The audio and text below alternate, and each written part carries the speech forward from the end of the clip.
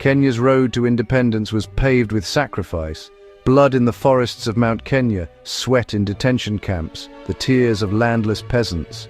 The dream was simple: a Kenya governed by Kenyans, land restored to its rightful owners, a nation united, not by tribe but by purpose, a free people finally standing tall under the sun. Then came the founding father, and with him the founding betrayal. The independence struggle wasn't a polite petition for constitutional reform. It was a war against dispossession, against a system that said Africans could till land but never own it, serve the flag but never rule beneath it. Nationalists fought for 4 sacred objectives: 1, political self-determination, Kenyans to rule Kenya; 2, economic justice, land and wealth restored to those who toiled for them; 3, cultural emancipation, African identity reclaimed and dignified; 4, national unity, tribes divided by empire to be reunited by purpose. That was the covenant of Uhuru: freedom with justice, sovereignty with equity. But when the flag changed hands in 1963, freedom itself changed owners. Independence did not dismantle the colonial system, it merely repainted it. The settlers left their farms, politicians inherited them. Land to the tiller became land to the loyalist. World Bank-funded settlement schemes delivered estates to ministers and generals, while Mau Mau veterans remained squatters on the same soil they fought for. Political power, too, was captured. Democracy narrowed to a single tribe's inner circle. Opposition became treason, criticism, subversion. Under Kenyatta, Kenya became a republic of silence. Those who questioned him, Bildad Kagia, Jaramogi Oginga Odinga, were exiled, jailed, erased. The founding father freed us from the white man's whip, only to replace it with the black man's briefcase. If independence was meant to unite Kenya, the Kenyatta era perfected the art of division. When Tom Mboya, the brilliant Luo modernizer, was assassinated in 1969, the dream of a merit-based nation died with him. In the same year, oaths were administered across central Kenya. Secret vows that the presidency must never leave the Kikuyu. They called them unity oaths. But what unfolded in the night was something closer to collective possession. Groups gathered in dark huts and forest clearings, places where the air itself seemed to hold its breath. Each initiate stood before elders, a gourd of animal blood between them, a Bible and a spear laid side by side, faith and fear intertwined. Hands were pricked, soil was touched. Pledges were whispered not to God or country, but to tribe and leader. Some were made to taste the bitter mixture, part earth, part sacrifice, a seal of loyalty that could not easily be washed away. The oath bound them not only in allegiance but in silence. Betrayal would invite both human and ancestral punishment. By dawn, the rituals had spread from village to village, not by decree but by contagion. A frightened people seeking security found themselves chained to a promise of exclusion. The ceremonies that claimed to defend independence instead strangled it, turning national unity into a sacred taboo. What began as fear of political loss became a theology of entitlement. The ritual turned loyalty into blood law, dissent into blasphemy, and in that moment the moral center of the young republic collapsed, replaced by a new faith.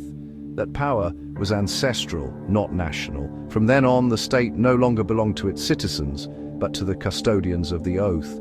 The oath became the dark sacrament of power. Unity became a slogan. Ethnicity became policy. The creation of GEMA, the Gikuyu, Embu, Meru Association, formalized that faith. A republic within a republic. The first president became a tribal patriarch, guarding power as inheritance. The nation was born in the name of freedom and baptized in the blood of ethnic exclusion. Jaramogi Oginga Odinga, the man who refused to lead while Kenyatta was still detained, became the first political prisoner of independent Kenya. He fought for socialism, land equity, and national justice. Kenyatta answered with batons and bullets. Kisumu, 1969. Yet the Odinga family never abandoned the promise. If Kenyatta captured the flag, the Odingas carried the conscience. Raila picked up the torch through Moi's prisons, Kibaki's betrayals, Uhuru's stagecraft.